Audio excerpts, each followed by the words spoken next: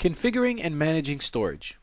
Probably one of the most important, if not the most important topic in ESX virtualization or in Virtual Infrastructure 3 virtualization is the topic of storage.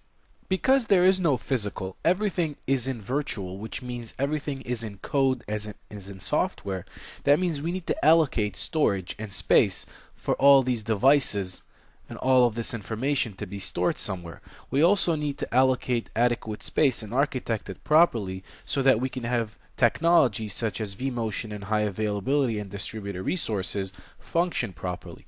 All of these need a common ground, and this common ground is storage. This is going to be a really cool module because we're going to get into details on how we architect storage, how much disk space can we do, how not to affect performance. We're going to get into all of these topics that are going to be critical when it comes time for you to build and architect your virtual infrastructure. Because the topic of storage is so important, VMware ESX has a very flexible storage architecture, which includes support for obviously local storage on the actual host. It also includes support for fiber channel SAN storage, iSCSI SAN storage, and network attached SAN storage. We're going to get into details on each and every one of those, fiber channel, iSCSI, and NAS, as we move on with this module. And we're going to talk about the different advantages and disadvantages every solution has and how they can work together, and when you can use NAS in conjunction with fiber channel or iSCSI and fiber channel or all of the above, and what types of technologies you can use on every one of them. So brace yourselves again, this is going to be a really cool module. There's a lot of information here. Now, as I've been saying all along through this video, before you go ahead and buy any kind of hardware for your virtual infrastructure, whether it's storage, networking, or any other component, you want to consult with all the VMware compatibility guides that are available freely on the VMware website. One of the most important compatibility guides that you're going to find is the Storage SAN Compatibility Guide, and we've provided the address on screen, vmware.com/pdf/vi35_SAN_guide.pdf. It's a really important guide, so before you go ahead and order any kind of storage devices, any kind of storage hardware, make sure you match it with a compatibility guide. Now, storage is important, but what type of storage is important? Now, shared storage is the one that we're talking about. And why is that? Shared storage is a critical component of VI3 because it allows technologies such as vMotion, DRS, and HA to function. And what we mean by that is the different hosts that are going to participate in either vMotion, DRS, or HA need to see the same LUNs, the same storage, before they can perform a vMotion, before they can perform distributed resource scheduler, or before they can participate in high availability. So without shared access, if you're moving VMA from ESX host 1 to ESX host 2 and it doesn't see the same storage, then it can't move it. So you see here, shared storage is a critical component because it needs to see where it's moving it from to. And one of the coolest features that was introduced with ESX Server or ESX 3.5 now is storage vMotion. I was super excited when I started to find out about vMotion and the fact that you can move a live VM from one host to another without interruption. But I was equally impressed with storage vMotion. The ability to move a live VM's files from one LUN, from one storage, to another. It's just fantastic. You're actually moving the whole thing. So now you can move the virtual machine from the host that it's on to a different host, but you can also move its files and folders from one storage location to another without taking that virtual machine down. Now, this is just extremely impressive technology. Now, there are two types of data transfer technologies that are available. There's what's known as block level transfer, which means you're presenting your VMs or you're presenting the guest host in any case with storage that this host or this guest operating system can treat as local storage. This falls under fiber channel SAN and iSCSI SAN because when you're carving up this storage, you're presenting it to the guest operating system or to the guest host, and the guest host is treating it as local storage as if it was on the actual host and not coming through fiber channel or iSCSI. Then you have what's known as file level transfer. Now with a file level transfer, you're presenting storage that's being managed from a different host. A perfect example of this is if you map a drive letter on your existing host. This drive letter actually resides on another host somewhere else on the network. It is not being presented to this host as local storage, and thereby they're not treating it as local storage. This would be an example for NAS. Now this next slide is a really cool slide. It's showing you the types of data transfers that you can do and the type of cable that you would use, etc., etc. So with fiber channel you have HBA or host bus adapters, which are kind of the equivalent of a NIC card but for fiber channel. We'll talk about that when we start talking about fiber channel. And then we're showing you here the type of cable that you would use to connect to the storage, fiber cable, and then the end result would be a bunch of disk or whatever the storage may be. Now the second one is iSCSI. iSCSI goes over standard TCP/IP, and you're seeing here Ethernet cables. Again, the destination would be a bunch of storage. And then the last one would be NAS and NFS. Again, it's going over the network, and we're showing you the type of cable that you can use. Again, it's Ethernet cable here. All right, let's move on to VMFS, or Virtual Machine File System. So VMFS was designed with only one thing in mind, and that is the most efficient manner, the most efficient way where virtual machines can live and perform. VMFS was created solely to host virtual machines, their templates, and their ISO files.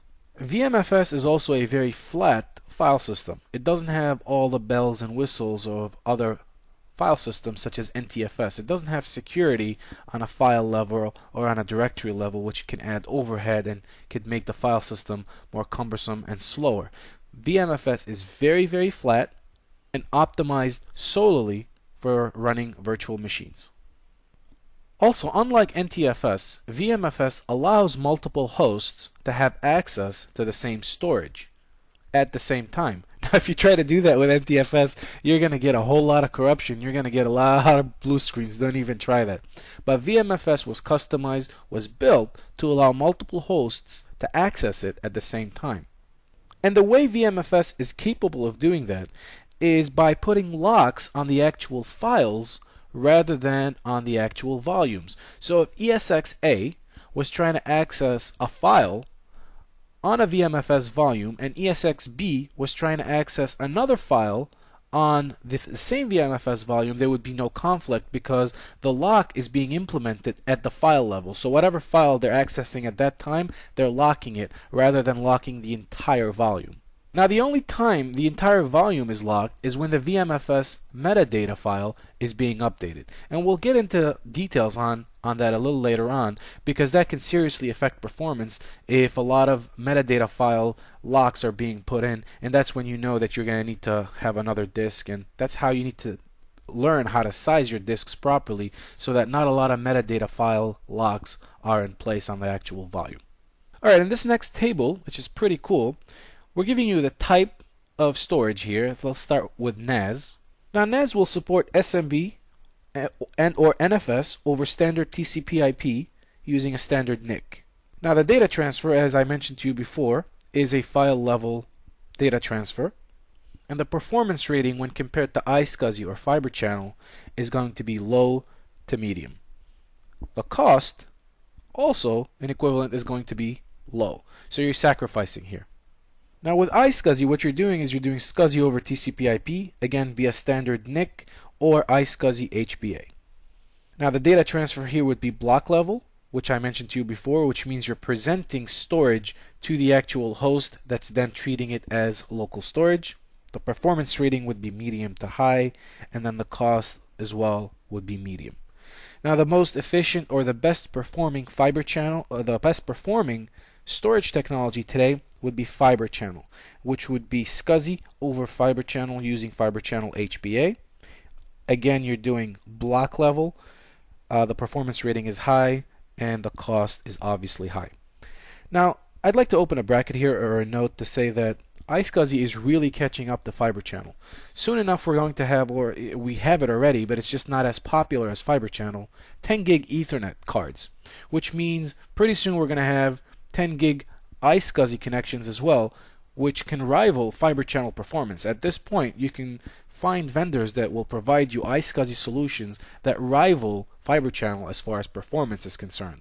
So there are a lot of advantages as far as iSCSI, and I would strongly recommend anytime you're trying to get a storage solution in place for your virtual infrastructure, or for any other reason for that matter, you consider iSCSI. iSCSI is currently definitely a player in this space and is rivaling fiber channel performance in many cases. Alright, now let's take a look at some of the storage feature summary here. Now with fiber channel, as you're going to notice, you're going to be able to do everything that you can do in a virtual infrastructure. You're going to be able to do vMotion, DRS or distributed resource scheduler, HA or high availability. You're going to have VMFS. You're going to have RDM or raw disk mapping. You're going to have VCP or VMware consolidated backup. You're going to be able to do Microsoft clustering services. Now with iSCSI, you're going to be able to do all of the above, everything you can do with fiber channel, with the exception of Microsoft clustering. Now with NAS and NFS, your features, as you can see, shrink. Now you can only do vMotion, DRS, HA, and VCB. With local, if you're using local storage, you can obviously have VMFS, you can do raw disk mapping, and you can do VCB. Now why can't you do vMotion or DRS or HA with local storage? Anybody? Because shared storage is not available with local disk. ESX hosts need to have access to the same shared storage before they can do these functions. And if local storage is on ESXA, ESXB can access local storage on ESXA, thereby it won't be able to take advantage of these technologies. Alright, let's move on to fiber channel storage. Managing, maintaining, and optimizing fiber channel storage. So today, the most efficient, the most well-performed SAN would probably be a fiber channel SAN. Now, as I've been telling you before, iSCSI is catching up, but today, if you were to ask me what kind of SAN I would recommend for an enterprise deployment of 100 terabytes or plus, I would definitely recommend a fiber channel SAN. Now, by definition, fiber channel storage architectures provide block-level transfer of storage using SCSI communication over a high-speed fiber network. This is, in essence, the definition of fiber channel SAN storage. Now, as you may know, ESX 3.5 supports a wide variety of vendors for fiber channel storage, among which obviously EMC, IBM, HP, Fujitsu, Hitachi, and many, many more. And again, we strongly recommend that you consult with the fiber channel SAN compatibility guide on the VMware website for more information before you deploy any of this stuff. Next, let's take a look at the different fiber channel components, what makes up the fiber channel SAN. So let's take a look at the components of a fiber channel SAN. Here you have ESX servers. Each ESX server has one or more HBA cards. An HBA card is a host bus adapter. That's what HBA stands for. You can think of an HBA as a NIC card. The HBA is what connects the ESX server to the fiber channel switch. Now, the second component of a fiber channel SAN is a fiber channel switch, which in essence behaves and acts exactly the same way as an Ethernet switch. Now, a fiber channel switch is also known as the fabric. It is the networking piece of the fiber channel SAN. It is what networks or connects everything together. Now, the third piece is storage processors. Now, storage processors are the front end to the devices, to the physical devices or the LUNs. It is what connects these LUNs or these disk arrays to the HBAs either directly or through a fiber channel switch or through the fabric. So again, the fiber channel switch or the fabric is what connects the HBA to the storage processor, which gives them access to the LUN and to the disk arrays. Now the third or the fourth component here are the LUNs. So what does a LUN stand for? LUN is logical unit numbers, and what it is a representation of the combination of multiple physical storage devices. So you take some of the disk arrays here, or some of the physical disks here, 1, 2, 3 of them, and you make a LUN out of them. You combine the storage of all these three devices, either in a RAID 5, in a RAID 0, in a RAID 1, and you create a LUN. This LUN, in essence, is what becomes the storage, the single storage that is presented to the server as local storage. So you combine 2, 3, or 4 of these disks, you create one LUN, and then you present that LUN to the server as local storage. Now within the LUN you can carve up volumes, partitions, etc., etc., whatever you want. And the last component of the SAN are the physical hard disks. This is where it becomes interesting, because in a SAN you can expand the SAN as much as you want. As many trays of hard disks that you can put in the SAN, the bigger the SAN becomes. So the way this works is, you as the SAN administrator, you can take however many disks you want, 1, 2, 3, 10, carve up enough disk space, create a LUN out of this disk space. Now whenever the HBA or the ESX servers need access to this LUN, they will communicate their request via the fiber channel or the fabric fiber channel switch to the storage processor, and the storage processor in turn will take this request over to the LUN and in turn over to the disk arrays or the physical disks. Alright, so in the previous slide we mentioned many times the HBA or the host bus adapter. Now with ESX 3.5 there are two host or HBAs that are supported, made by QLogic and Emulex. Again, we strongly recommend that you refer to the I/O compatibility guide on the VMware website before you buy any of these devices, to make sure that they're going to be compatible, that the drivers are going to be loaded so that you can use these devices properly. Now once you're in the VI client, you can click on the configuration tab and then on the storage adapters link, and you're going to be able to identify the different fiber channel HBAs that the ESX host that you're in can see. Now a little later on we're going to log into the VI client and we're going to browse through this, but I wanted to mention this here. Now once you select those HBAs, it's going to also list the different LUNs that this HBA has access to. Again, once we get into the VI client a little later on, I'll show you where this is at and the different LUNs that we have access to. Now in this next slide it's showing us fiber channel connectivity. Now fiber channels or HBAs, the same way as with Ethernet cards today, you can get Ethernet cards that have 4 ports on them, or you can get Ethernet cards that have 1 port on them or dual ports on them.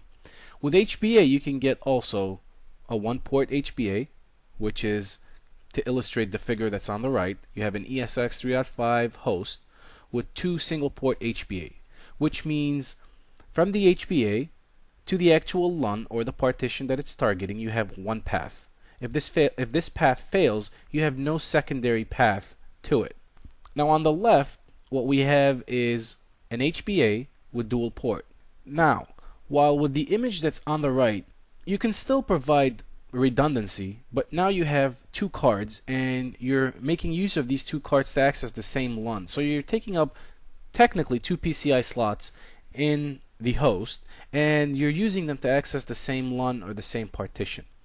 Whereas on the left, since it's a dual port HBA, you can have redundancy to the same LUN via multiple paths, but you're saving PCI slots and you're also giving access to multiple LUNs at the same time. So whenever possible and whenever cost is not an issue, we strongly recommend you go with dual port HBAs. So moving on here, we're going to talk about zoning. So what is zoning?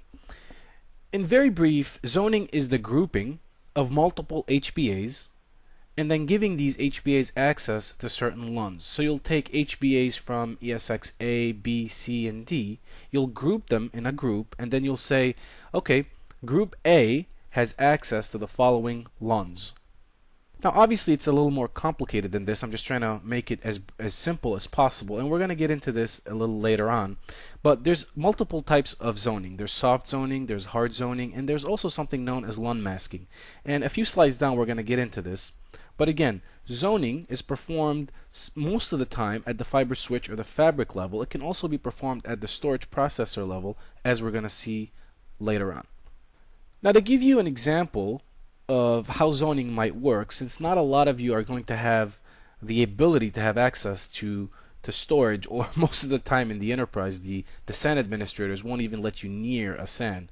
But just so you have an idea about how this works. So the same way as, for example, if you're imaging servers and you're trying to pixie boot, a lot of times if you're using software, it's going to detect all the Ethernet cards that it sees. Now with zoning and with SANs, it's kind of the same thing. It's going to detect all of the worldwide names that it can see. Worldwide names pertain to HBAs, as we talked about.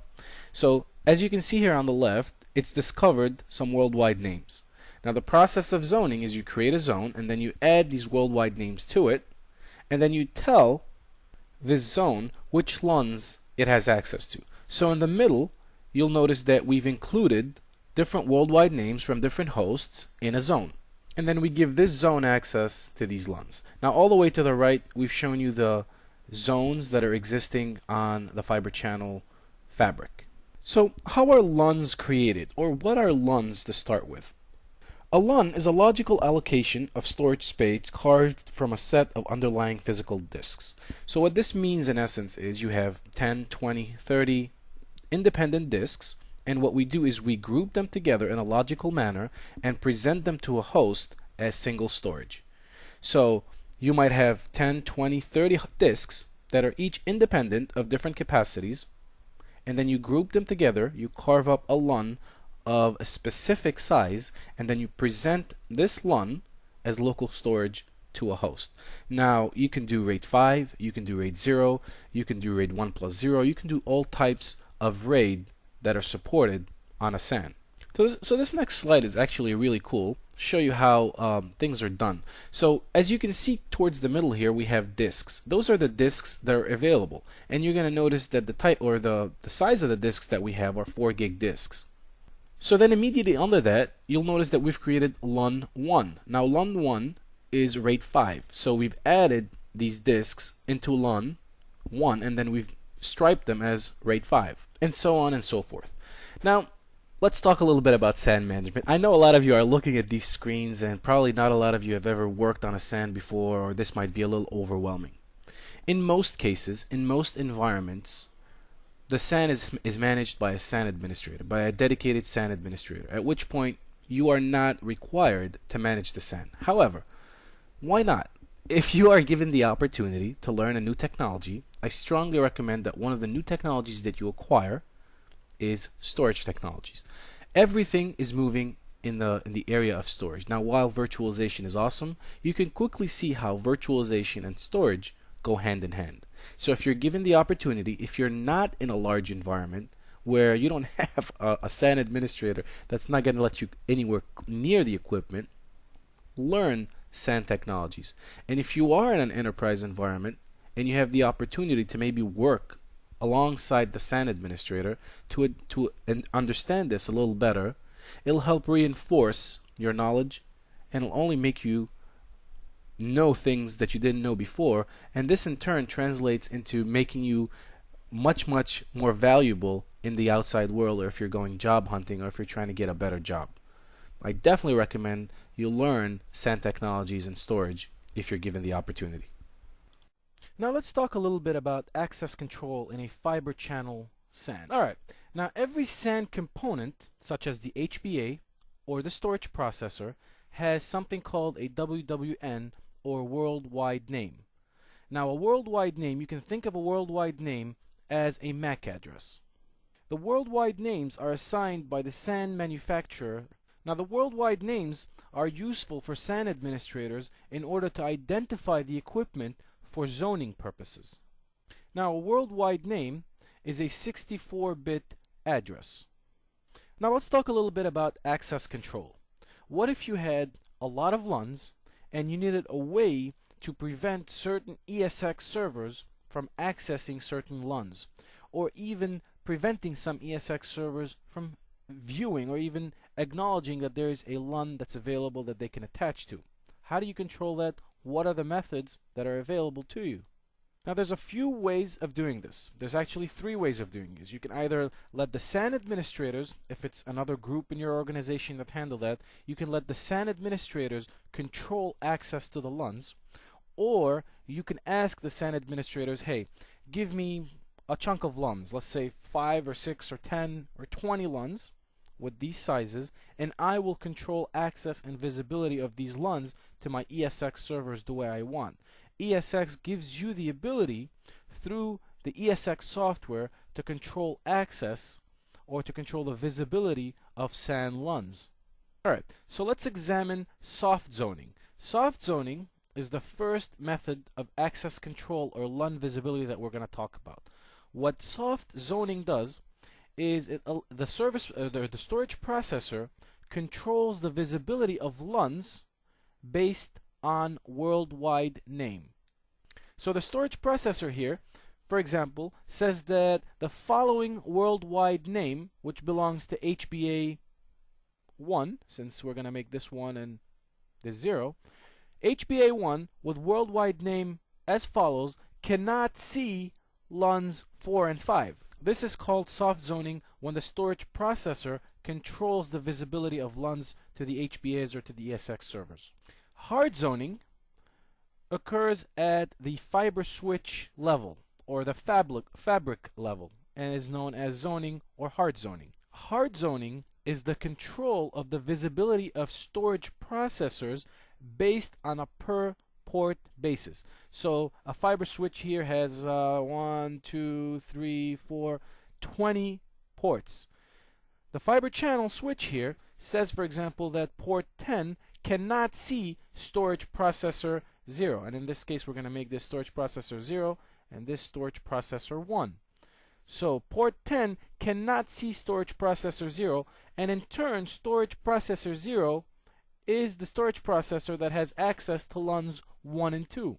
So the access control in hard zoning happens at the fiber switch or the fiber channel switch level. Now the third option is LUN masking. LUN masking can happen either at the storage processor level or at the hosts themselves level, which means that it controls the visibility of LUNs based on hosts. So you can configure, for example, ESX01 not to be able to see LUNs 3 and 4. You can control this either from the host itself or at the storage processor level. And that's why I named this host access. But the true name or the correct name for this is LUN masking. So you prevent the access or the visibility of certain LUNs based on hosts. Now when addressing fiber channel SAN LUNs, the name formatting is a 4-part name as follows. It starts off with the HBA, the device that's being used. So for example, every HBA device is going to have a number. It's going to be preceded by VMHBA and then the number, whether it's 0, 1, 2, 3, 4, whatever it is. Then the storage processor number is going to follow, so that's the route it's going to take in order to access the LUN or the partition. Next comes the destination LUN number, and after that is followed by the partition number. So in the examples that we have down here, we have VMHBA0 trying to get to LUN 8, partition 1 on LUN 8 actually. So the route that it's going to take is VMHBA0, that's the device number that's given to the VMHBA, to the HBA card on the ESX host. It's going to go from there to storage processor 0, then it's going to access LUN 8, and from LUN 8 it's going to gain access to the first partition or partition 1. In the second example, we have VMHBA0. Again, we're using the same device on the ESX host. It's going to access, again, storage processor 0. It's going to get to LUN 9 and in turn to partition 1. However, if you look closely to the second set of examples that we have, we're using VMHBA1 via storage processor 1 to get to LUN 8 and in turn to partition 1. And we're doing the same thing for LUN 9 to partition 1. Now this provides some kind of redundancy to access the LUNs and the partitions that are on them via two different storage processors, two different routes, thereby creating what's known as multiple paths to a certain LUN. Now let's go to the whiteboard and take a look at a few more examples of how we can do this. So let's take a closer look at LUN addresses and at partition addresses. So an address is in essence a route. How does V8 or HBA0 get to volume 2, for example, or partition 2, or even LUN 1 or LUN 2 or LUN 3? So here's the format. In the first example, we have HBA0, which here represents VMHBA0, connecting through the fiber switch or the fiber channel switch, the fabric, to storage processor 0, which means VMHBA0, storage processor 0, LUN 1. Very, very simple. No confusion here. So VMHBA0 connects through the fiber channel switch to storage processor 0, and in turn connects to LUN 1. In the second example here, we have HBA1 connecting again through the fabric to storage processor 1, and in turn connecting to LUN 3. So now, if HBA0 wanted to connect to LUN 2, what would be the proper syntax? I'm going to pause the video here, think about it, write it down, and when I start the video again, I'm going to give you the answer. So what we're trying to do in this exercise is we're trying to connect HBA0 through the fabric to storage processor 0, and in turn connecting it to LUN 2. So what would be the proper address? It would be VM HBA0 connecting through storage processor 0, and then connecting through LUN 2. If that's your answer, you get a cookie. It was correct. Now let's take a look if you wanted to have an address that went one step further to one of these partitions inside the LUN. So let's take a look at the first example here. Here we have VMHBA0 again, connecting through storage processor 0, connecting to LUN 1, and in turn connecting to partition 1. The second example connects VMHBA1 through the fabric to storage processor 1 to LUN 3, and in turn connects to the only partition available, which is partition 1. So now what would the address be if I wanted to connect HBA1 through storage processor 0 connecting to LUN 2, and in turn connecting to partition 2? Again, I'm going to pause the video, go ahead and write it down, and when we get back, we're going to give you the right answer. All right, let's see if our answers match. We're connecting VM HBA1 through storage processor 1, all right, or through storage processor 0. My fault here. Yep, you can laugh at me. It's okay. It's through storage processor 0, through LUN 2, and again through partition 2. So again, if you wrote this down, I was wrong, you were right, and again, you get a second cookie now. So why do you need all this? Why do you need the addressing and the masking and all that stuff? Because later on, when we're trying to configure our LUNs and our storage inside the ESX system, you will need these addresses in order to mask certain partitions or certain LUNs. You're going to need to tell ESX server what to be able to access and what not to be able to access. And the only way to do that is if you know how to get the addressing properly and correctly. Don't tell me this is not fun stuff. This is cool and this is exciting. So let's push forward now. Alright, now so far we've been talking about fiber channel SAN. Now fiber channel SAN implementation in an enterprise can be costly from several angles. First of all, in order to implement a fiber channel SAN, you need to implement a new architecture. You're going to need fiber channel switches, you're going to need HBA cards for your servers, and you're going to need a fiber channel storage devices. So it's expensive because the devices are expensive, the components are expensive. You're going to need to run fiber cables. You're also going to need to learn or acquire new knowledge on how to administer, how to properly configure a fiber channel SAN. All of those can pose challenges in an enterprise. So are there any other solutions other than a fiber channel SAN? Yes, there are. And one of those solutions is iSCSI. iSCSI stands for Internet Small Computer System Interface, is an alternative that's quickly gaining popularity in the enterprise. And for good reason. Number one, it's much cheaper than fiber channel on all levels. Components or non-components, it's cheaper in terms of disk as well. Number two is with iSCSI, you can use or leverage existing network infrastructure. Now because iSCSI goes over standard IP or TCP/IP, you're using existing Ethernet cards, you're using existing Ethernet switches, you're using your infrastructure, your existing network infrastructure to leverage this powerful storage device that you can implement. Routing, authentication, and encryption is also handled by TCP/IP. Education, you don't need to be educated on all these components. You're already familiar with IP routing, authentication, and encryption. So you don't need to introduce something or a new component to your environment. You already know this stuff. You're just reinforcing it and adding another component or another piece to the puzzle here. iSCSI is also internet ready, which means you can connect two geographically separated data centers using iSCSI. This is a challenge when it comes to fiber channel SAN, for example, because you're going to have to use gateways and all sorts of stuff. But with iSCSI, it's internet ready. You have the capability of connecting a data center that's in Chicago with a data center that's in Las Vegas, for example, leveraging the internet. ESX Server 3.0 allows you to use iSCSI to boot from SAN.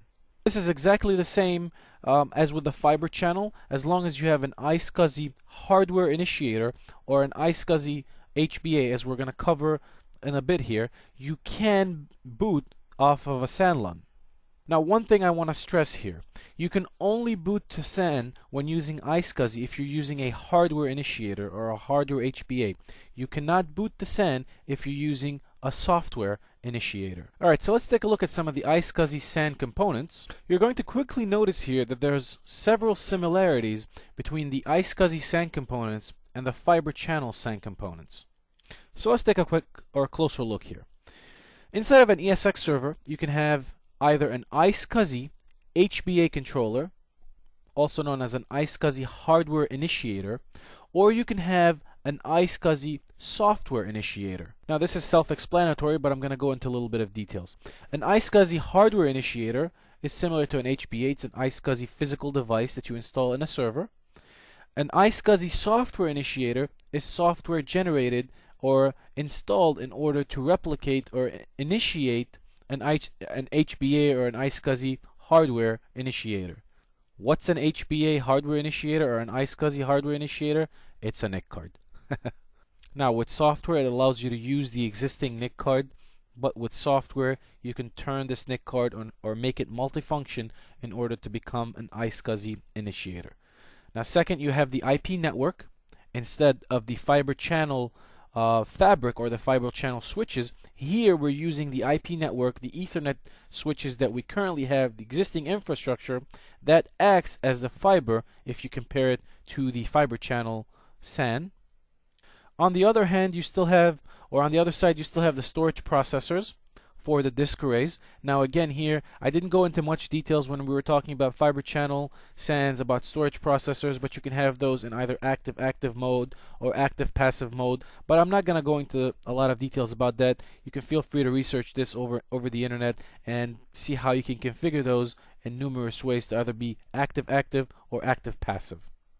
And again, you have the LUNs and the actual physical disks. Now you're going to notice here that I specified targets. Now with an iSCSI SAN, we call the disk array a target. Now why do we do that? There's a reason for that, and that is because a disk array in the sense of a fiber channel SAN is a grouping of disks that are in disk trays, for example. In the case of an iSCSI, you can turn any storage device that's attached to any server into a LUN or into a usable iSCSI storage device, provided that you have the right software installed. So let's say you have a server here that has local storage, for example, worth 200 gig. If you install the right software on this server, then you can connect it via iSCSI and have other devices use the local storage attached to the server. For this reason, we call the storage targets and not disk arrays, because in many cases they're not disk arrays and they can be local storage or any other kind of storage that is attached to a server. Alright, now let's examine iSCSI addressing a little bit and see how we can compare that to fiber channel addressing. Now with the fiber channel, we had the WWN, or the worldwide name, which is similar to the MAC address. With iSCSI, we have the iSCSI node, which is the way to identify the devices, the initiators, whether hardware or software, or the storage processors, or the targets.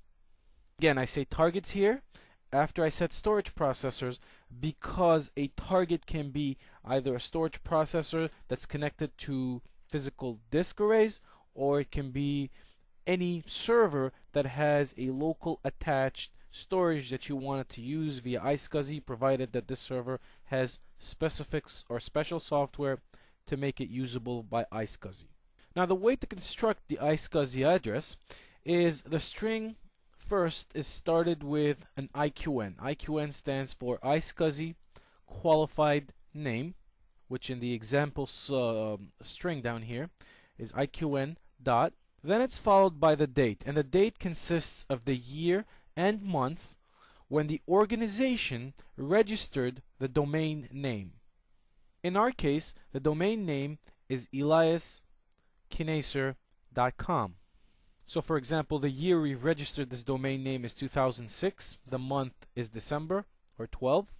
So the string so far consists of IQN.2006-12 dot, and then the domain name or the subdomain name in reverse. So in our case, it's .com.eliaskinaser. Then after that, you can follow it with a column and an organization or an enterprise specific and unique name. In my case, or in our case, we selected ESX1. Now I stress again, this name has to be unique in the organization in order to be able to identify this node. Okay, so you're probably asking me now, how does iSCSI discover LUNs? And that's a good question. iSCSI discovers LUNs or targets in two ways. First, static configuration, whereby you provide the IP address, the TCP port, and the iSCSI target name. All of this would be available information to the initiator, at which point it would know how to connect. Or the second option, which is known as send targets. In this option, the initiator uses the target's IP address and the TCP port to establish a discovery session. Once the session is established, the initiator then uses the send targets command to find out more information about the iSCSI target's available LUNs or available storage. Now it's very important to note here that hardware initiators will support both these options, whereas software initiators will only support the send targets configuration. Since iSCSI uses TCP/IP to send data, or as a way of changing data from one site to another, or exchanging the data from one site to another, we have to find a way to encrypt or authenticate or protect this data.